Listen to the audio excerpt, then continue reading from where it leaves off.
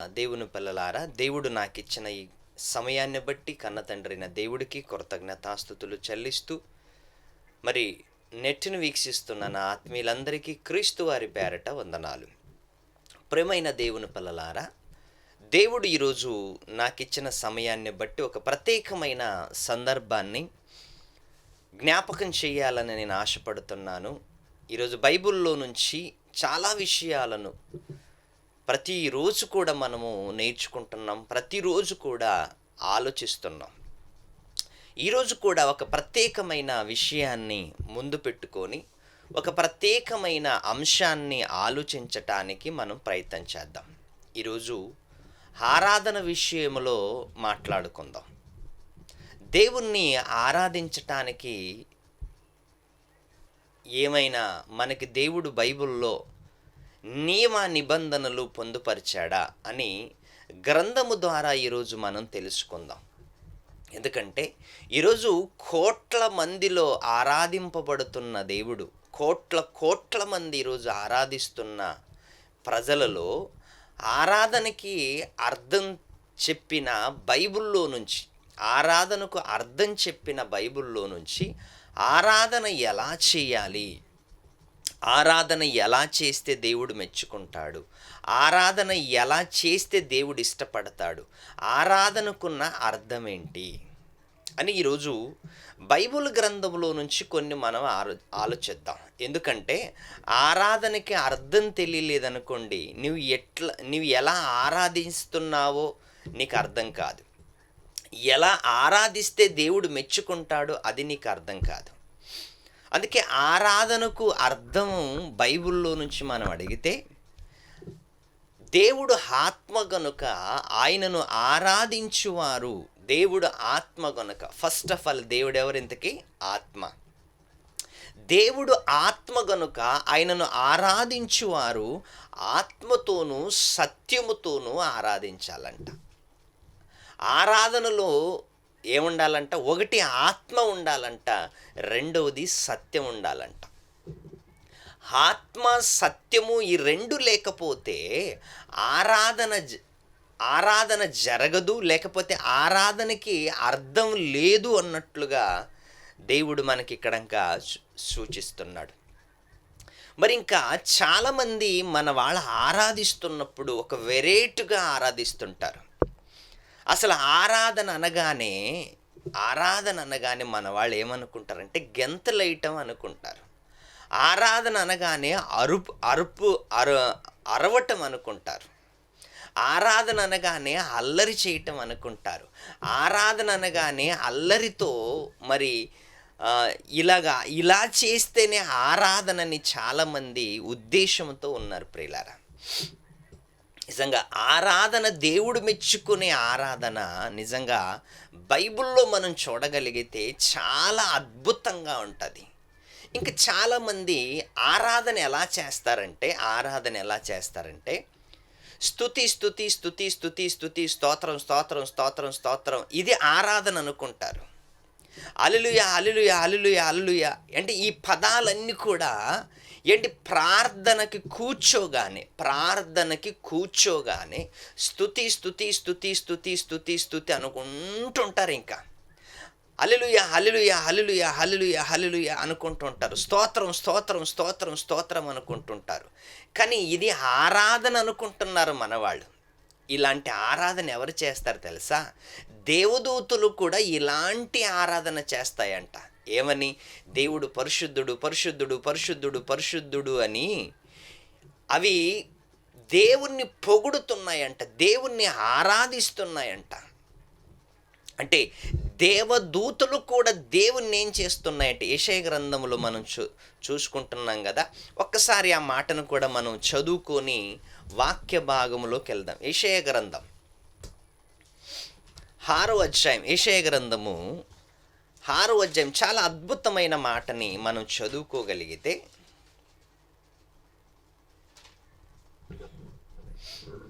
6వ అధ్యాయము 3వ వచనం, 6వ అధ్యాయము 3వ వచనంలో దేవుడు ఆరాధింపబడుతున్నాడు అని చెప్పటానికి ఈ మాటను మనం ఆలోచిస్తున్నప్పుడు దేవుడు దేవదూతల చేత ఆరాధింపబడుచున్నాడు. ఎలా ఆరాధింపబడుచున్నాడు తెలుసా? వారు సైన్యములకు అధిపతి యగు యెహోవా, సైన్యములకు అధిపతి యగు యెహోవా పరిశుద్ధుడు పరిశుద్ధుడు పరిశుద్ధుడు పరిశుద్ధుడు పరిశుద్ధుడు పరిశుద్ధుడు, సర్వలోకము ఆయన మహిమతో నిండి ఉన్నదని గొప్ప స్వరముతో ప్రతిగానములు చేస్తున్నారంట. దేవుణ్ణి పొగుడుతూ, దేవుణ్ణి స్తుతి చేస్తూ, దేవుని గురించి పాడుచు గాన ప్రతిగానములు చేయుచుండిరి. ప్రతిగానములు చేయుచుండిరి. దేవుడు పరిశుద్ధుడు పరిశుద్ధుడు పరిశుద్ధుడు పరిశుద్ధుడు అని ప్రతిగానములు చేయుచుండిరి. మనం పొగడటం కంటే మనము వారానికి ఒక్కసారి పొగడతాం, దేవుణ్ణి వారానికి ఒక్కసారి ఆరాధిస్తాం, దేవుణ్ణి వారానికి ఒక్కసారి స్తుతిస్తాం.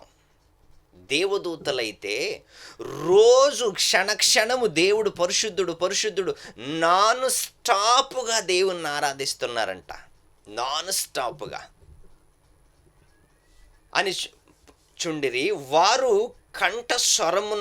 కంఠస్వరము వలన గడప కమ్ములు పునాదులు కదులుచు మందిరమును గడప కమ్ములు అదురుచు అంటున్నాడు. అంటే ఎంత పెద్ద కేకలతో దేవుణ్ణి ఆరాధిస్తున్నారు మీరు ఆలోచించండి. ప్రతిగానాలు చేయుచున్నారంట. పరిశుద్ధుడు పరిశుద్ధుడు అని పొగుడుతున్నారంట. ఈరోజు మనవాళ్ళ ఆరాధన ఎలా ఉంది తెలుసా? హల్లెలూయా హల్లెలూయా, స్తోత్రం స్తోత్రం స్తోత్రం స్తోత్రం స్తోత్రం, హల్లెలూయా హల్లెలూయా హల్లెలూయా. ఇదేంటి ఆరాధన? ఏంటి మీ నాన్నని నాన్నను అప్పుడు ఆయన ఏమంటాడు తెలుసా? ఒరే, ఈ నాన్నను ఆపేసి వెళ్ళి చెప్పిన పని చెయ్యి అంటాడు. నాన్న అనే పదం ఆపేసి చెప్పిన పని చెయ్యి. నేను ఎలాగో మీ డాడీనే, ఎలాగో మీ నాన్ననే. నేను 10 సార్లు నీవు అనాలా? 10 సార్లు నన్ను పొగడాలా? నువ్వు పొగిడితే కాదురా నాకు ఆనందం, నేను చెప్పిన పని చేస్తే ఆనందం. అమ్మ అమ్మ అమ్మ అంటే లాభమేముంది? అమ్మ అవసరాలు తీర్చాలి, అమ్మ చెప్పిన మాటలు వినాలి. అమ్మ చెప్పిన మాటలు వినాలి. అమ్మ చెప్పిన మాటలు వినకుండా, నాన్న చెప్పిన మాటలు వినకుండా, నాన్న నాన్న నాన్న, అమ్మ అమ్మ అమ్మ అమ్మ, స్తుతి స్తుతి స్తుతి స్తుతి, స్తోత్రం స్తోత్రం స్తోత్రం అమ్మ అంటే వాళ్ళు నీకు పెడేలు మనొకటి పీకరు. దేవుడు కూడా ఇలాగే ఆలోచిస్తాడు ప్రియులారా. నేను చెప్పిన మాటల ప్రకారము చెయ్యక, ప్రభువా ప్రభువా ప్రభువా ప్రభువా ప్రభువా అని నన్ను పిలుచు ప్రతి వాడు కూడా ఎలాంటోడంట? పనికిరానోడంట. నువ్వు ప్రభువా ప్రభువా ప్రభువా అని పిలుస్తున్నావా? అసలు నేనేం కోరుకుంటున్నాను? అసలు మీరేం చేస్తున్నారు? ఈరోజు మనుషులందరూ ఆరాధన మనుషులు ఎలా చేస్తున్నారు తెలుసా? మనుషులు చేస్తున్న ఆరాధనలో దేవుడికి ఆనందం లేదు. దేవదూతలు దేవుణ్ణి ఆరాధిస్తున్నారంట, పరిశుద్ధుడు పరిశుద్ధుడు పరిశుద్ధుడు పరిశుద్ధుడు అని. దేవుడికి వాళ్ళు చేసే ఆరాధన కంటే నీవు చేసే ఆరాధనే దేవుడికి చాలా ఇష్టం. ఆత్మతోను జరగాలి ఆరాధన, సత్యముతోను జరగాలి ఆరాధన, క్రియలతోను జరగాలి ఆరాధన, పనులతో జరగాలి ఆరాధన.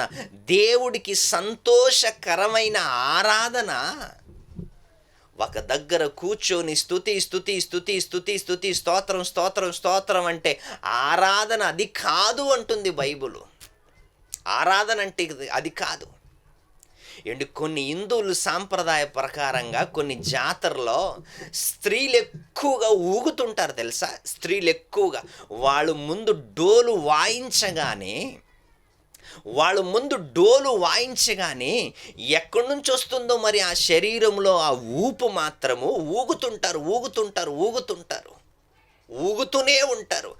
డోలు అయిపోయేంత వరకు, డోలు స్టాప్ చేసేంత వరకు ఊగుతూనే ఉంటారు. ఈరోజు ఆరాధనలో కూడా అదే ఊగుడు ఉందండి. మీరు ఆలోచించండి. సంఘాలలో ఆరాధనలో అదే ఊగుడే ఉంది. ఊగుతుంటారు. అవతలేమో ఇన్స్ట్రుమెంట్ వాయిస్తుంటారు, అవతలేమో క్యాష్ వాయిస్తుంటాడు, తబలా వాయిస్తుంటాడు, ఓ అని ఇంకా ఆరాధిస్తుంటారు. ఇది ఆరాధన కాదు. దేవుడి పేరు చెప్పుకొని సంఘాలలో అల్లరి జరుగుతుంది, అల్లరి. ఇంకపోతే చాలామంది పరిశుద్ధాత్మ విషయములు ఎంత యంగంగా మాట్లాడతారు తెలుసా? పరిశుద్ధాత్మ రా, వచ్చేస్తాడు. పరిశుద్ధాత్మ రావాలి అంటే దానికొక ప్రాసెస్ ఉందయ్యా. ఎప్పుడు పడితే అప్పుడు పరిశుద్ధాత్మ రాడు, ఎవరి మీదికి పడితే వాళ్ళ మీదికి రాడు. ఎప్పుడు నీవు రమ్మన్నప్పుడల్లా రావటానికి ఆయన ఏమైనా ఖాళీగా ఉన్నాడా? నువ్వు రమ్మన్నప్పుడల్లా వస్తాడా నీ ఎమ్మెల్యే గారు? నువ్వు రమ్మన్నప్పుడల్లా వస్తాడా మీ మినిస్టర్ గారు? మనం పిలిస్తే లోకల్ సర్పంచే రానప్పుడు మరి పరిశుద్ధాత్మ ఎలా వస్తాడు? మీరు ఆలోచించండి.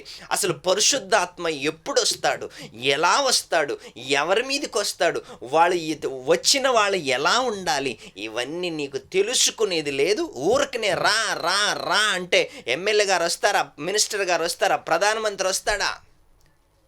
వాళ్ళు వస్తారు అంటే, వాళ్ళు వచ్చారు అంటే ఒక బలమైన కారణం ఉంటుంది, ఒక బలమైన పని ఉంటుంది. నువ్వు పిలవగానే నీ లోకల్ సర్పంచే రానప్పుడు పరిశుద్ధాత్ముడు వస్తాడా? పరిశుద్ధాత్ముడు అంటే ఏమనుకున్నారు? ఆయన క్యారెక్టర్ ఏంటి? ఆయన ఉన్నత స్థితి ఏంటి? ఆయన ఆలోచనలేంటి? ఒక్కసారి మీరు ఆలోచించండి ప్రియులారా. ఎవరు పడితే ఈరోజు సంఘాలలో ఆరాధన ఎలా జరుగుతున్నాయి తెలుసా? ఆరాధనలు పరిశుద్ధాత్ముడు గురించి ఎంగెంగగా మాట్లాడతాడు. ఇదిగో వచ్చేస్తున్నాడు, పరిశుద్ధాత్మ వచ్చేస్తున్నాడు. ఎలా వస్తాడు, ఎప్పుడు వస్తాడు? ఇది తెలియకుండా నీవు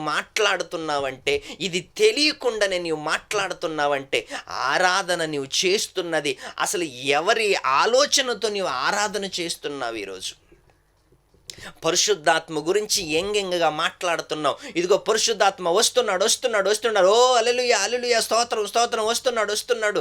ఏమైనా ఆరాధనకు అర్థం తెలుసా నీకు? హల్లెలూయా స్తోత్రం అంటే పరిశుద్ధాత్మ వస్తాడా? స్తోత్రం అంటే పరిశుద్ధాత్మ వస్తాడా? పరిశుద్ధాత్మ ఎప్పుడు వస్తాడు అని బైబిల్ మనకి చెప్పింది తెలుసా? పరిశుద్ధాత్మ ఎప్పుడు వస్తాడు? యేసుక్రీస్తు వారి పైకి పరిశుద్ధాత్మ ఎప్పుడు వచ్చింది? యేసుక్రీస్తు వారి పైకి పరిశుద్ధాత్మ ఎప్పుడు వచ్చింది? బాప్తీసము తీసుకోగానే పరిశుద్ధాత్మ వచ్చింది. మరి ఈరోజు సంఘాలలో ఎంతోమంది బాప్తీసము తీసుకోలేకుండా ఉంటారు. మరి బాప్తీసము తీసుకోలేకుండా హల్లెలూయా స్తోత్రం అంటుంటారు. అసలు పరిశుద్ధాత్మ ఎవరైతే బాప్తీసం తీసుకొని ఉంటారో వాళ్ళ పైకి ఆల్రెడీ వచ్చేసి ఉంటాడు. మళ్ళీ పిలవటం ఏంటి? మళ్ళీ ఆయన రావటం ఏంటి? ఏమన్నా ఆలోచించారా మీరు ఎప్పుడైనా? ఆలోచించారా? ఒకసారి ఆరాధనలో అల్లరి జరుగుతుంది కదా, అసలు అల్లరి ఎక్కడైనా ఆరాధనలో అల్లరి జరుగుతున్నట్లుగా బైబిల్ ఎక్కడైనా ఉందా? ఆరాధనలో అల్లరి ఉండకూడదు. ఆరాధనలో మనశ్శాంతి ఉండాలి, ఆరాధనలో వాక్యం ఉండాలి, ఆరాధనలో ఆత్మతోనూ సత్యముతో ఆరాధన జరగాలి. ఎవడు పడితే వాడు ఆరాధిస్తూ, ఎలా పడితే అలా ఆరాధిస్తూ దేవుడిని మరి ఎలా బాధ పెడుతున్నారు అంటే మీరు ఆలోచించండి. అందుకే ఆరాధనలో అల్లరి, పరిశుద్ధాత్మను గురించి అల్లరి ప్రియులారా. కొరింథీయులు రాసిన పత్రిక ఒక మాట చదువుకుందాం. కొరింథీయులు రాసిన మొదటి పత్రిక 14వ అధ్యాయము 33వ వచనం చదువుకుందాం. అలాగే పరిశుద్ధుల సంఘములన్నిటిలో దేవుడు సమాధానకే కర్త గాని, సమాధానమునకే కర్త గాని అల్లరికి కర్త కాడు. సమాధానమునకే కర్త. ఆరాధనలో అల్లరి జరుగుతుంటే అక్కడ రాడాయన. నువ్వు అల్లరి చేస్తుంటే అక్కడ రాడు. పరిశుద్ధాత్మ ఆత్మ ఎలాంటోడు తెలుసా? అల్లరికి కర్త కాడు, అల్లరికి కర్త కాడు. నీ ఆరాధనలు అంత అల్లరే, అంత అల్లరే. మనశ్శాంతి లేకుండా చేస్తారు పక్కోళ్ళకి మనశ్శాంతి లేకుండా చేస్తారు. ఈరోజు క్రైస్తవులకి హాల్ ఇవ్వాలన్నా, క్రైస్తవులు ప్రార్థన పెట్టుకోవాలన్నా, క్రైస్తవులకి ఇండ్లు ఇవ్వాలన్నా కూడా అన్యులు భయపడుతున్నారు. ఎందుకో తెలుసా? అమ్మో వీళ్ళకి ఇవి ఇండ్లు ఇచ్చామంటే, వీళ్ళకి హాల్ ఇచ్చామంటే పక్కలోళ్ళందరూ భయపడుతున్నారు. ఎందుకంటే ఇన్స్ట్రుమెంట్ వాయిద్యాలు ఎక్కువైపోతున్నాయి, అరుపులు ఎక్కువైపోతున్నాయి, సౌండ్ ఎక్కువైపోతుంది. అరుపులే అరుపులు, అరుపులే అరుపులు. అల్లరికి కర్తకాడు పరిశుద్ధాత్ముడు.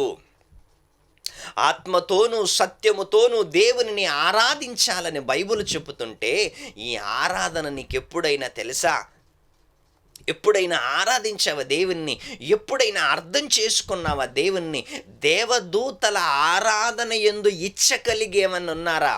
ఈరోజు చాలామంది దేవదూతల ఆరాధన యందు ఇచ్చ కలిగి ఉన్నారు. దేవదూతల ఆరాధన ఏంటి తెలుసా? స్తోత్రం స్తోత్రం, పరిశుద్ధుడు పరిశుద్ధుడు పరిశుద్ధుడు అని వాళ్ళు ఎలాగైతే కేకలు వేస్తుంటారో, నేటి సంఘాలలో కూడా ఈరోజు హల్లెలూయా హల్లెలూయా, స్తోత్రం స్తోత్రం స్తోత్రం స్తోత్రం. ఎవరు నేర్పించారు ఇది మీకు? ఎక్కడ రాయబడింది బైబిల్లో? ఎక్కడైనా యేసుక్రీస్తు వారు తండ్రిని ఆరాధిస్తున్నప్పుడు ఎక్కడైనా గెంతాడా? ఎక్కడైనా అల్లరి చేశాడా? ఎక్కడైనా డ్యాన్స్ చేశాడా అని ఒక్క రెఫరెన్స్ చూపించండి బైబిల్లో ఒక్కసారి. యేసు ఆరాధించే విధానము కొత్త మలుపును తిప్పాడు, ఆరాధించుకునే విధానాన్ని నేర్పాడు. అమ్మా, మీరు మీకు తెలిసిన దానిని ఆరాధిస్తున్నారు, మేము మాకు తెలిసిన దానిని మేము ఆరాధిస్తున్నాం. ఇంతవరకు మీరు చేసిన ఆరాధన, తండ్రిని చేసిన ఆరాధన అది తప్పు అంటున్నాడు యేసుక్రీస్తు వారు. మేము చేస్తున్నది ఆరాధన నిజం. ఆత్మతోనూ సత్యముతోనూ ఆరాధించాలి. ఒక భార్య భర్తని ఆరాధించే విధానం ఏంటో తెలుసా? ఒక భార్య భర్తని ఆరాధించే విధానం ఏంటి? భర్తకి ప్రతిరోజు ఐ లవ్ యూ అని ఉందనుకోండి, ఆయన ఏమంటాడమ్మా, ఈ ఐ లవ్ యూ అని చెప్పటం ఆపేసి చక్కగా భోజనం పెట్టమ్మా అంటాడు. చక్కగా వేడి నీళ్ళు పెట్టు, పనికి వెళ్ళాలి, లేట్ అవుతుంది. ఈ ఐ లవ్ యూ అనటం వల్ల నా కడుపు నిండుదు, నీ కడుపు నిండుదు. చూసారా? దేవా నిన్ను ప్రేమిస్తున్నానంటే నువ్వు ముందు దేవుణ్ణి ప్రేమించాలంటే పని చెయ్యాలి. పనితో ముడిపడి ఉన్నది ఆరాధన. దేవుడు ఆనందంగా ఉండాలి అంటే, నువ్వు చేసిన ఆరాధన దేవుడికి నచ్చాలి అంటే ఆరాధన ఏం జరగాలి? ఎలా జరగాలి తెలుసా? పేతురు గారిని యేసుక్రీస్తు వారు ఏం అడుగుతున్నారు తెలుసా? పేతురు, నీవు నన్ను ప్రేమిస్తున్నావా? అవును ప్రభు, అయితే నా గొర్రెలను మేపు. మళ్ళీ అడిగాడు, పేతురు నీవు నన్ను ప్రేమిస్తున్నావా? అవును ప్రభు, ప్రేమిస్తున్నాను, అయితే నా గొర్రెలను మేపు. మనమంతా నిజంగా దేవుణ్ణి ప్రేమించే వాళ్ళైతే, దేవుణ్ణి ఆరాధించే వాళ్ళైతే, దేవుణ్ణి స్తుతించే వాళ్ళైతే వెళ్ళి పని చేయటం నేర్చుకోండి. సంఘాలలో కూర్చొని, ఫ్యాన్ల కింద ఏసీల దగ్గర కూర్చొని, చక్కగా కూర్చొని స్తోత్రం స్తోత్రం స్తోత్రం, హల్లెలూయా హల్లెలూయా స్తోత్రం అనుకుంటే దేవునికి ఇసుకు పుట్టించకండి. దేవుణ్ణి ఆరాధించే విధానం ఏంటి తెలుసా? ఒక్కసారి యేసుక్రీస్తు వారిని చూడండి. తండ్రిని ఆరాధించే విధానము నేర్పాడు, తండ్రిని స్తుతించే విధానము నేర్పాడు. ఈ రోజుల్లో అయితే సంఘాలలో ఏమున్నాయి తెలుసా? ఒకసారి చదువుకుందాం. మత్తయి రాసిన సువార్త 15వ అధ్యాయము 9వ వచనం. మనుషులు కల్పించిన పద్ధతులు దైవోపదేశములని బోధించుచు, మనుషులు కల్పించిన వాటిని మనుషులు హల్లెలూయా స్తోత్రం అని నేర్పించారు. మనుషులు గెంతటం నేర్పించారు, మనుషులు అరవటం నేర్పించారు, మనుషులు ఎన్నెన్నో సంఘాలలో ప్రవేశపెట్టారు దేవునికి వ్యతిరేకమైనవి. ఎన్నో మనుషులు సంఘాలలో ప్రవేశపెట్టారు దేవునికి వ్యతిరేకమైనవి. నా దేవునికి వ్యతిరేకమైన ప్రతి కార్యక్రమము సంఘాలలో జరుగుతుంటే యేసుక్రీస్తు వారు బాధపడుతున్నాడు. ఏమని తెలుసా? మనుషులు కల్పించిన పద్ధతులను దైవోపదేశములని బోధించుచు వారు నన్ను వ్యర్థముగా ఆరాధించుచున్నారు అని యెషయా మిమ్మును గురించి ప్రవచించిన మాట సరియే అని వారితో చెప్పెను. ఆ రోజు ఇశ్రాయేలు చేస్తున్న ఆరాధనైనా, ఈరోజు క్రైస్తవులు చేస్తున్న ఆరాధనైనా దేవునికి ఇసుకు పుట్టిస్తుంది, దేవునికి ఆనందం కలిగించటం లేదు. ఇంకొక మాట, మార్కు రాసిన సువార్త 7వ అధ్యాయం 7వ వచనం.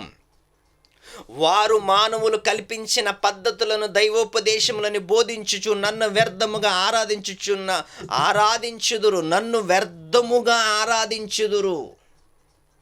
ఒక పాట సరిగ్గుండదు, ఒక పల్లవి సరిగ్గుండదు, ఆరాధన సరిగ్గుండదు, డ్యాన్సులు, గెంతటాలు, హల్లెలూయా, స్తోత్రము ఇవన్నీ నిండి ఉంటాయి. కానీ ఒక గంట ప్రసంగం ఉండదు సంఘములో. ప్రసంగానికైతే సమయము తక్కువ, డ్యాన్సులకైతే స్తుతి ఆరాధనని, వర్షిప్ అని, లీడర్ అని, అదని ఇదని నిజంగా సమయాన్ని వృధా చేస్తున్నారు ప్రియులారా. 7 మార్కు రాసిన సువార్త.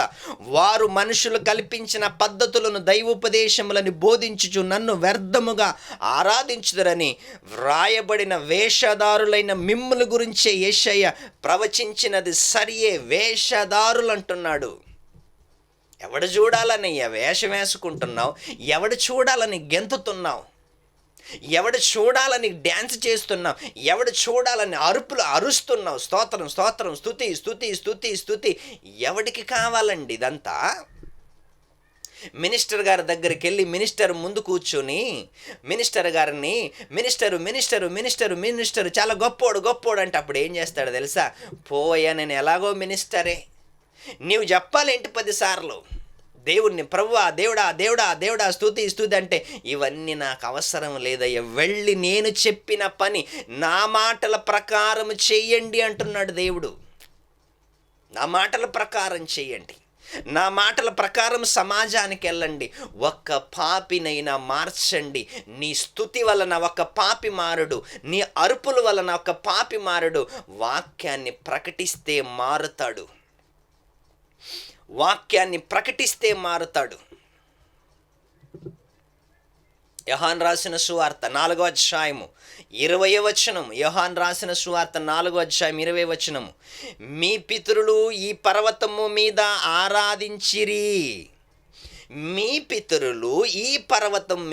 ఆరాధించిరి.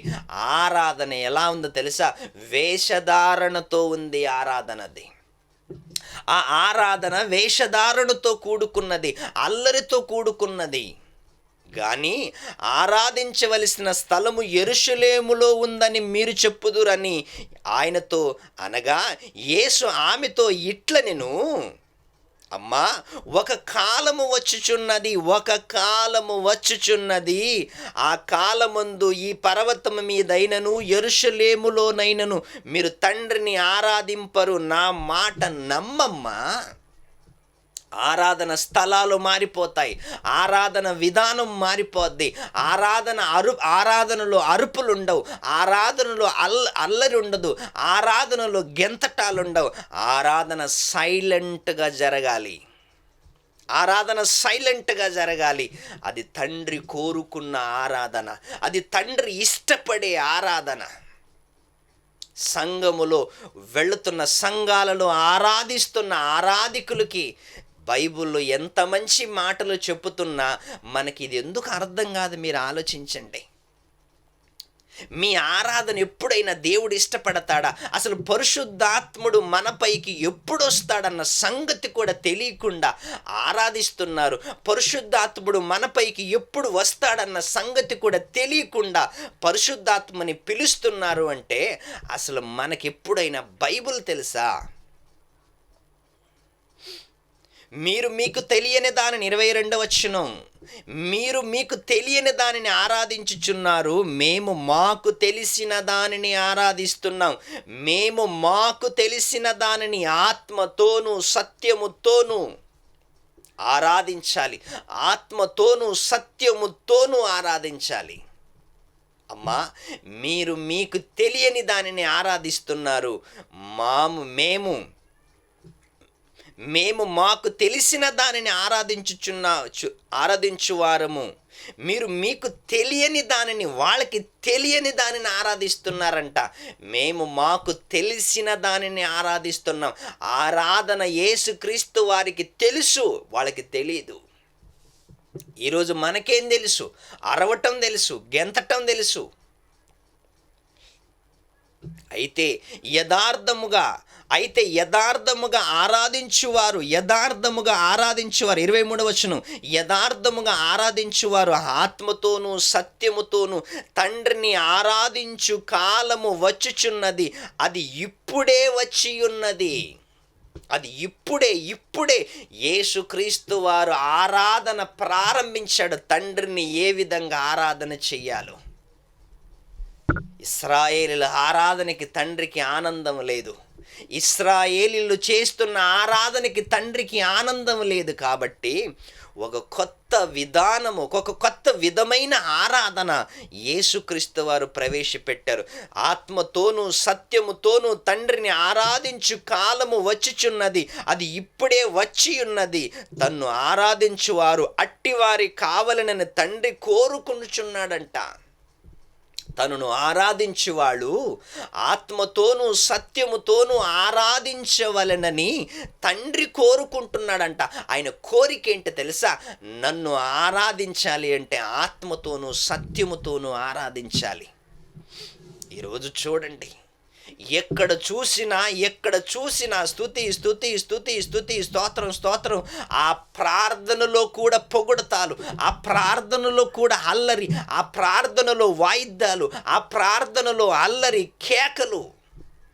పక్కోడికి నీ ప్రార్థన వినపడదు, పక్కోడికి నీ పాట వినపడదు. ఏమంటే అల్లరితో ఆరాధన ఎక్కడైనా బైబిల్లో చేయమన్నాడా దేవుడు? అల్లరితో ఆరాధన ఎక్కడైనా జరపమంటున్నాడా దేవుడు? మరి నువ్వెందుకు అలా చేస్తున్నావు? ఎందుకు మనం అలా చేస్తున్నాం? ఆరాధనకు అర్థం తెలియకుండా ఎందుకు మనం మోసపోతున్నాం? ఒక్కసారి ఆలోచించండి ప్రియులారా.